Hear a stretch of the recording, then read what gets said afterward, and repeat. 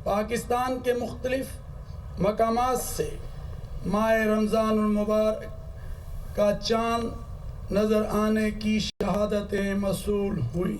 लिहाजा इत्तफ़ाक़ राय से फ़ैसला किया गया कि इंशाअल्लाह यकम रमज़ान मुबारक 1447 हिजरी 19 फरवरी 2026 बरोज़ जुमरात को होगी। रहमतों, बरकतों, फजीलतों वाले महीने का आगाज़ पाकिस्तान में रमज़ान का चांद नज़र आ गया। आज पहला रोज़ा होगा। दुनिया मीडिया ग्रुप की जानिब से रमज़ानुल मुबारक बांग्लादेश और भारत में भी रमज़ान का चांद नज़र आ गया। आज पहला रोज़ा होगा। पाकिस्तान भर में नमाज तरावी के बड़े बड़े इज्तिमाआत, शहर शहर पहली सहरी की तैयारी, खजला फेनी और दूध दही की दुकानों पर रश।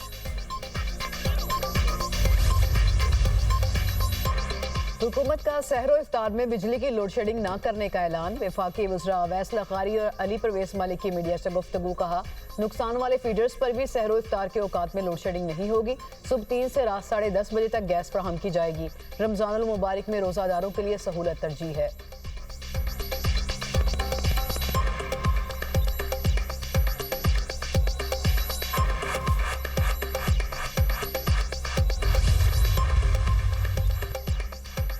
गरीब की फरियाद मुनाफाखोर आज़ाद। रमज़ान आते ही महंगाई का जिन बेकाबू, शहरियों को सहरो अफ्तार की फिक्र। मसाला जात, आटा, बेसन, दूध, दही, फलों की कीमतों में इजाफा। मुल्तान में 150 रुपये में मिलने वाली चीनी 175 रुपये में फ़रोख्त। आटे की कीमत 120 से बढ़कर 135 रुपये फ़ी किलो हो गई। रावलपिंडी में अनार 800 रुपये से बढ़कर 1000 रुपये फ़ी किलो हो गया। अमरूद 250 से 350 रुपये फ़ी किलो तक पहुँच गया। सेब 250 से 400 रुपये फ़ी किलो।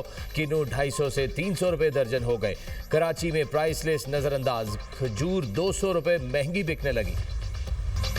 वज़ीर आज़म शहबाज शरीफ का हॉकी टीम मैनेजमेंट को फारिग करने का फैसला। पाकिस्तान स्पोर्ट्स बोर्ड की इंक्वायरी कमेटी ने अपनी रिपोर्ट जमा करा दी। वज़ीर दिफा ख्वाजा आसिफ का पाकिस्तान हॉकी फेडरेशन के माली मामलात की तहकीकात का मुतालिबा। कहा, हॉकी टीम के खिलाड़ियों के साथ जुल्म और ज्यादती हुई। हॉकी फेडरेशन को बरसों से जारी सियासी तकर्रियों से पाक करना होगा। पाकिस्तान के कौमी खेल को बर्बाद किया गया। जल्द कौमी असम्बली और मुतालिका कमेटी में मामलात लेकर आएंगे।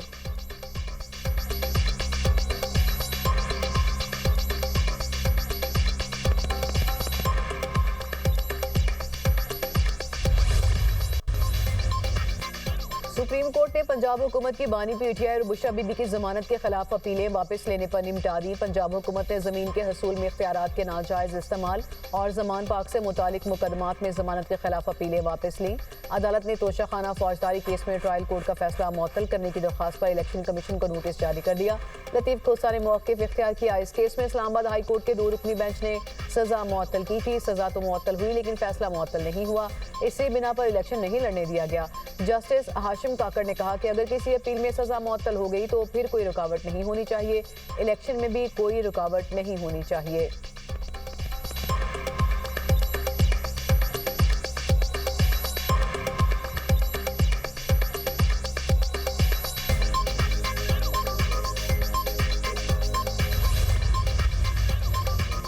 अपोजिशन का धरना खत्म करने का ऐलान। अलामा राजा नासिर अब्बास बोले, पार्लियामेंट के बाहर सिर्फ अपना पुरअमन एहतजाज रिकॉर्ड कराना था। बानी की सेहत अब कुछ बेहतर, अब हम बाकी है।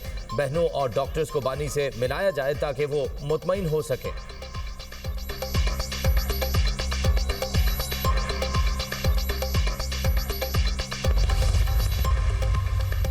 वज़ीर खैबर पख्तूनख्वा का बानी की रिहाई के लिए फोर्स बनाने का ऐलान। सुहेल आफरीदी कहते हैं, मुझे बानी की तरफ से स्ट्रीट मूवमेंट की जिम्मेदारी दी गई।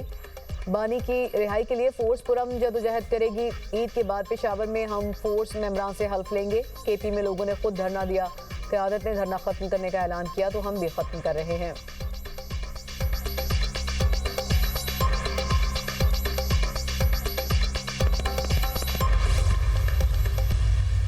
डील वो कर रहे हैं। डील 3-4 दफ़ा हुई है, मैच्योर नहीं हुई। कभी आलमी कुव्वतों के दबाव पे और कभी इंटरनल दबाव से।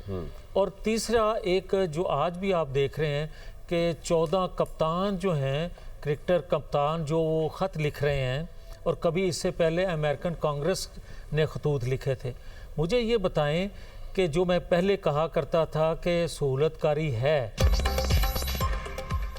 बानी पीटीआई के साथ 3 से 4 बार डील हुई मगर मैच्योर नहीं हुई। नून लीगी रहनुमा जावेद लतीफ की दुनिया न्यूज के प्रोग्राम ऑन द फ्रंट में गुफ्तगू बोले, डील कभी आलमी कुव्वतों कभी अंदरूनी दबाव पर हुई और साबिक क्रिकेटर्स भी खुतूत लिख रहे हैं।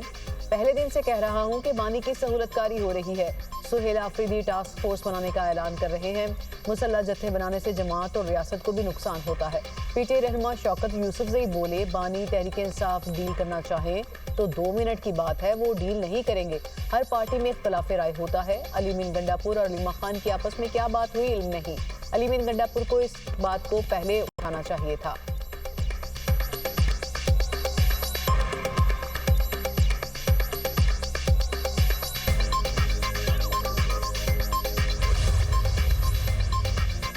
पाकिस्तान में दहशतगर्दी, अफगानिस्तान और भारत की प्रॉक्सी वॉर का नतीजा। वजीर दिफा ख्वाजा आसिफ कहते हैं, काबुल से अमन की जमानत ना मिली तो अफगानिस्तान में फजाई कार्रवाई का ऑप्शन मौजूद है। पाकिस्तान अफगानिस्तान में फजाई कार्रवाइयां करने से नहीं हिचकिचाएगा। जब पाकिस्तान पर हमला करने की बात आती है तो नई दिल्ली और काबुल एक पेज पर होते हैं। इंडिया के साथ जंग का इम्कान अब भी मौजूद है।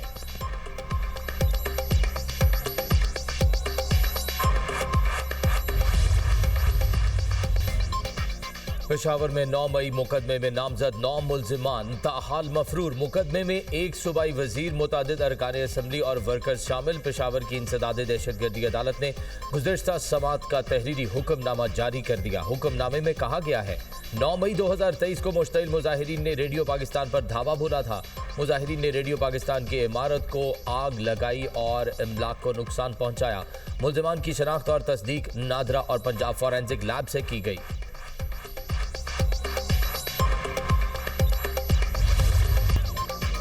रावलपिंडी के इलाके कासिमाबाद में जिरगे के दौरान फायरिंग, 3 अफराद कत्ल। मकतूलीन में शौहर और उसकी 2 बीवियां शामिल। हुसैन उर्फ बादशाह खान के घर जिरगा जारी था। सवाबी से आए 3 अफराद ने तल्ख कलामी पर फायरिंग कर दी। मकतूलीन में 43 साला हुसैन, 35 साला नूर और 18 साला नादिया शामिल। पुलिस के मुताबिक वाकया रिश्ते के तनाज़े पर पेश आया। फायरिंग करने वाले तीनों मुल्जिमान मकतूलीन के करीबी अजीज हैं। मकतूल ने चंद हफ्ते कबल नादिया से दूसरी शादी की थी।